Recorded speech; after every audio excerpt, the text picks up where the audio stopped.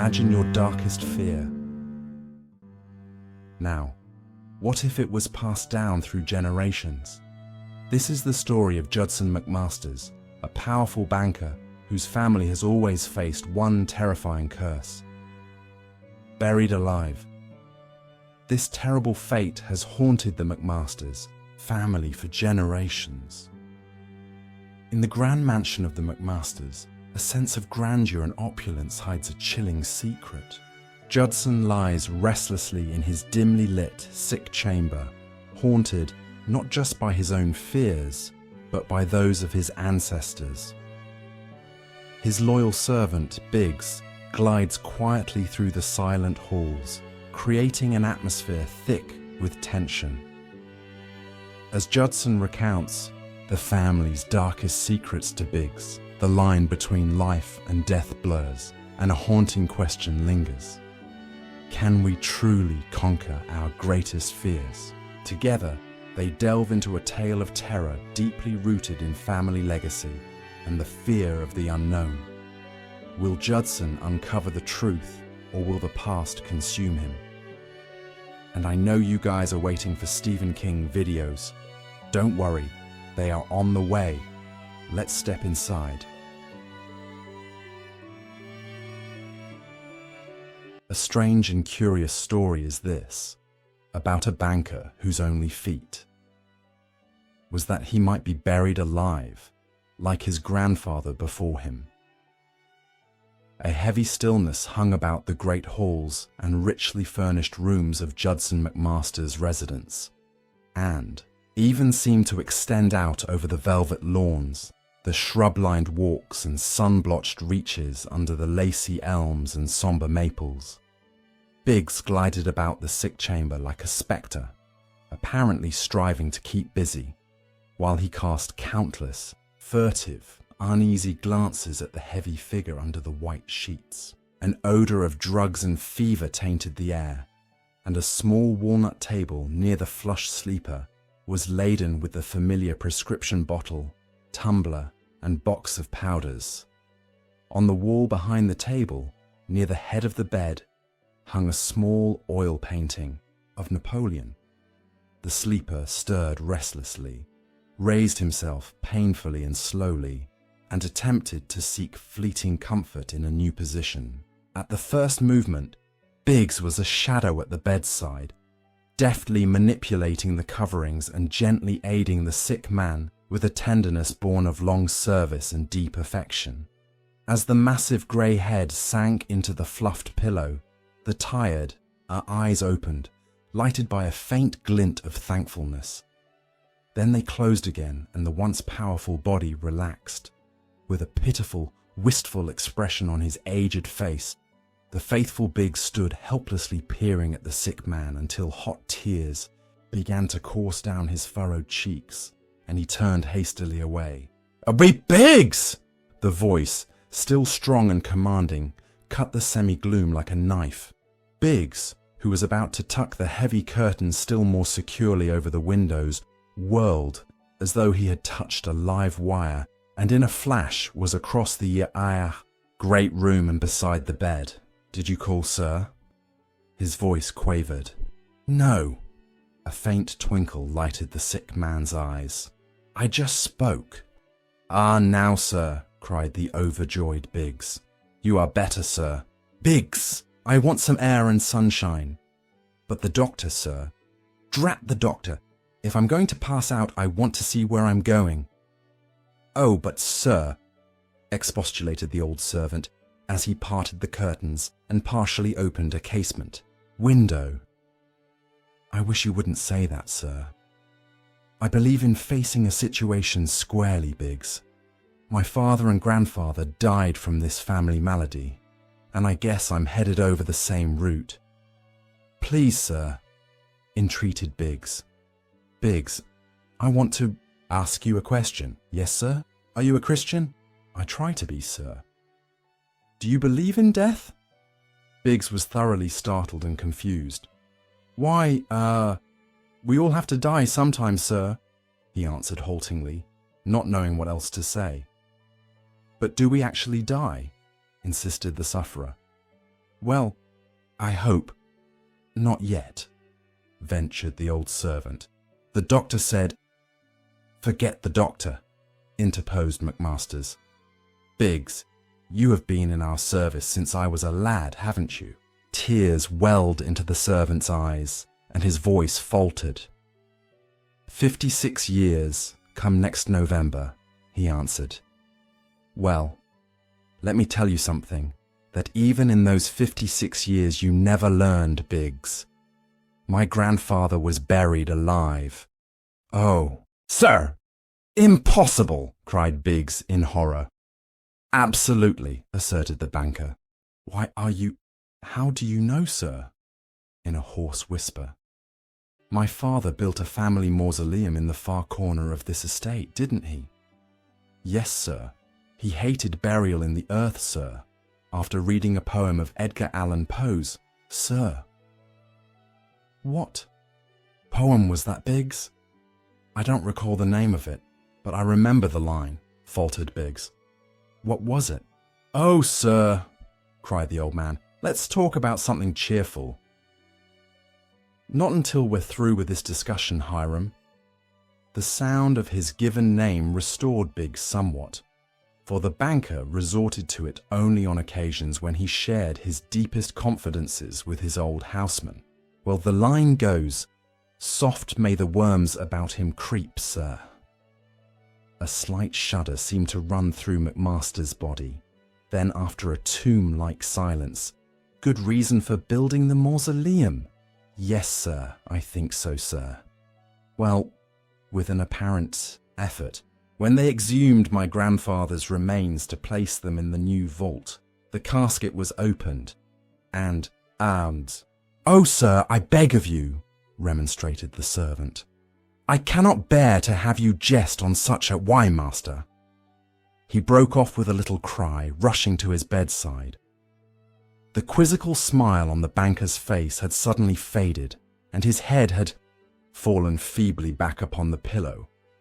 Oh, why did he waste his strength so? Cried Biggs piteously, as with trembling hands and tear-blurred eyes he searched the little table for the smelling salts. After a few breaths, the patient sighed and opened, his eyes wearily. My medicine, Hiram, and then I must rest. At midnight, Biggs, dozing in a big chair by the fire, was aroused by a voice from the sickbed. Hiram. Yes, sir. Scurrying to turn on a subdued light. Where is heaven now? Noting the wan flicker of a smile, the old servant pointed solemnly downward. You are a bright pupil, came in a scarcely audible voice. Thank you, sir. Do you know, Biggs, I wish I had led a better life. You have been a good master, sir. You have been kind. You have given liberally to charity. Biggs defended him. Yes, cynically, I have given liberally to charity, but it has been no sacrifice. You have been a pillar in the church, ventured Biggs. Yes, bitterly. A stone pillar. I have paid handsomely for my pew and slept peacefully through the sermons. I have bought baskets of food for the poor at Thanksgiving and Christmas time, only to let others reap the happiness of giving them away. One could have had so much joy out of Christmas, if I would. I could have been a jolly, rosy-cheeked Santa, class and gone to 100 homes, my arms loaded with gifts. True, sir, but you made that joy possible for others, when I should have known the thrill of it myself. I have not really lived, Hiram. To draw the sweets truly out of life, one must humble himself and serve his fellow men. Yes, the scales have fallen from my eyes, Hiram, but it is too late. The spirit is willing, but the flesh is weak. It doesn't seem right, sir, said Biggs after a pause. What's that, Hiram? Why, sir, that you should be stricken down in the prime of life, just at a time when you could mean so much to others, while I, old and useless, am permitted to live on. But I am not finding fault with Providence, sir, Biggs hastened to say. I just can't find the meaning of the riddle, sir. Probably I've had my chance and fumbled it, Biggs. Even so, sir, God is not vindictive, according to my ideas. There surely is some other solution. I'm still going to pray that He will take me in your stead, even if a miracle must be performed. So you have faith in your prayers, do you, Biggs? Yes. Sir, if they are unselfish prayers. That brand is rather scarce, I take it, answered McMasters, but his tone was reflective rather than sarcastic. Oh, sir, I wish you would pray as I do. God would surely understand. Rather a queer request, Hiram. If my life depends upon your death, no prayer shall ever pass my lips. But, sir, I'm an old... However, interrupted McMasters, I shall pray that if my life is spared in any other fashion, I will make full amends for my years of indifference and neglect. And Hiram, no one knows how much I truly seek this divine dispensation. But I have always scoffed at deathbed confessions, and so my heart grows cold, for I have no right to ask, now, again wearily. No right, now. Ah, Master, God is plenteous in mercy. If you but have the faith, sir, it shall make you whole. Very good, had I lived as you have lived, Biggs. Then, after a pause, still, the cause is worthy, my heart is right, and I shall approach the throne. May God be merciful unto me, a sinner. I hope it is not too late yet, faltered. Oh, if God would only call me in for stead, that you might still do the good work that you find it in your heart to do, how gladly would I go. A deep sigh was his only answer. A long silence was finally broken by the sick man. But when he spoke, his voice was so strange and uncanny that the servant hastened dose and peered anxiously into the fever-flushed face of the sufferer. Hiram, I must tell you, a secret, came in a laborious, almost sepulchral whisper. Biggs came closer. Bring a chair and sit down. I must talk to you. As the old servant again leaned forward, the sufferer hesitated. Then, with an obvious effort, he began. Hiram, I am going to give you some instructions which you must obey to the letter. Will you promise to keep them? I swear it, sir, with great earnestness. Good. Now, if this fever seals my lips and the doctor pronounces me dead... Please, sir, Biggs broke in, tears streaming down his furrowed cheeks, but his master continued in the same subdued voice. Whatever happens, I am not to be embalmed. Do you hear me? Not embalmed, but just laid away as I am now. Yes, sir, in a choked voice, which fully betrayed the breaking heart behind it. And now, Hiram, the rest of the secret. He paused and beckoned Biggs to lean closer. In my vault, in the mausoleum, I have had an electric button installed. That button connects with a silver bell. Lift up that small picture of Napoleon there upon the wall. His hands trembling as with the palsy, Biggs reached out and lifted aside the picture hanging near the head of the bed. And there revealed the silver bell, fitted into a small aperture in the wall. Then, with a sob, he fell back into his chair. Hiram, in a whisper, after they bury me, you are to sleep in this bed. With a cry, the old man threw out a horrified, expostulating hand. Catching it feverishly, the banker half raised himself in bed. Don't you understand? He cried fiercely. I may not be dead after all. Remember grandfather. And Biggs, if that bell rings, get help. Quick. Suddenly, releasing his hold, McMasters fell back limply among the pillows. All through the long night, the faithful Biggs maintained a sleepless vigil, but the banker lay as immovable as a stone. When the rosy-cheeked dawn came peeping audaciously through the casements, Biggs drew the heavy curtains tightly shut once more. Not until the doctor's motor whirled away did the patient rouse from his lethargy. Apparently strengthened by his deep stupor, he spoke, and Biggs stood instantly beside him. What did the doctor say? Biggs hesitated. Out with it. I'm no chicken-hearted weakling. Nothing much, admitted Biggs, sadly. He only shook his head very gravely.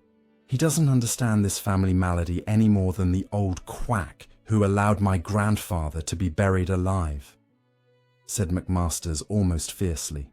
Biggs shuddered and put a trembling hand to his eyes. What ails me, Biggs? Almost plaintively. No one knows. This fever has baffled the scientists for years. When you fall into a comatose condition, they call it suspended animation. That's the best thing they do. Find names for diseases. My family doctor doesn't have any more of an idea about this malady than you or I. The average physician is just a guesser. He guesses you have a fever and prescribes a remedy, hoping that it will hit the spot. If it doesn't, he looks wise, wags his head, and tries something else on you. Maybe it works and maybe it doesn't. The only thing my guesser is absolutely sure of is that if I live or if I die, he will collect a princely fee for his services. Biggs remained statuesque during the pause. Gad, McMasters broke out again testily. If I fiddled around in my business like that, I'd be a pauper in a month. But the doctor says you're coming on, ventured Biggs. Sure he does, answered the banker with a sneer. That's his stock in trade. I know that line of palaver. Secretly, he knows I am as liable to be dead as alive when he comes again. Oh, sir, you aren't going to die. That's what I'm afraid of, Biggs. But they'll call me dead and go ahead and embalm me and make sure of it. Oh, sir, I wish... Now remember, Biggs, broke in the sick man. Shoot the first undertaker that tries to put that mummy stuff in my veins. I understand perfectly, sir, answered Biggs, fearful lest the other's excitement might again give him a turn for the worse. I know I'm apparently going to pass away. My father and grandfather both bad this cussed virus in their veins, and I don't believe either of them was dead when he was pronounced so. Well, if by any chance, that is, if you, began Biggs desperately, if you are apparently dead, why not have them keep your body here in the house for a time? Convention, formality, custom, hidebound law, the banker fairly frothed. The health authorities would come here with an army and see that I was buried. No, Biggs, I've got a fine, crypt out there, all quiet and secure, good ventilation, electric lights like a Pullman berth, and a push button. That precludes all notoriety. It's secret and safe. The electrician who installed the apparatus died 4 years ago. So you and I alone possess this knowledge. Don't you think someone else should know of it too? Your attorney, or... No, Biggs. If I really am dead, I don't want anyone to write up my eccentricities for some Sunday magazine sheet. And if I do come back, then it will be time to tell the gaping public about my cleverness. I wish you weren't so cold-blooded about it all, sir. I have always hit straight from the shoulder, Hiram, and I'm facing this death business as I'd face any other proposition. I'm not ready to cash in, and if I can cheat the doctors, undertakers, lawyers, heirs and chief mourners for a few more years, I'm going to do it. And don't forget poor old Grandad. He might have been up and about, yet had be but used my scheme. Biggs turned away, sick at heart. It was too terrible beyond words. To him, his religion was as essential as daily bread. Death was the culmination of cherished belief and constant prayer. As his years declined, he had faced the inevitable day with simple faith that when the summons came, he would go gladly. Like him, who wraps the drapery of his couch about him and lies down to pleasant dreams. With throbbing heart, he listened for another torrent of words that would still further stab his sensitive soul, for he had loved and revered his master from his youth up. But no words came. He wheeled about. The massive head had fallen limply among the pillows. Pallid lips were trying to form sentences without result. Then the great body seemed to subside immeasurably deeper into the covers, and a death-like stillness fell upon the room. Intuitively feeling that his master was worse than at any previous relapse, Biggs made every effort to revive him, gently, at first, and then by vigorously shaking and calling to him in a heartbroken, piteous voice. But to no avail. The heavy figure looked pallid and corpse-like under the snowy sheets. Long hours dragged by, and still the lonely old servant sat mutely beside the bed, only aroused at last by the peremptory measured call of the telephone bell. "Yes," said Biggs in a quavering voice. "Oh yes, Dr. Meredith. Master's resting easy. Don't think you'll need to come until tomorrow." "I'll keep them away as long as I can," he muttered as he slipped back to his vigil.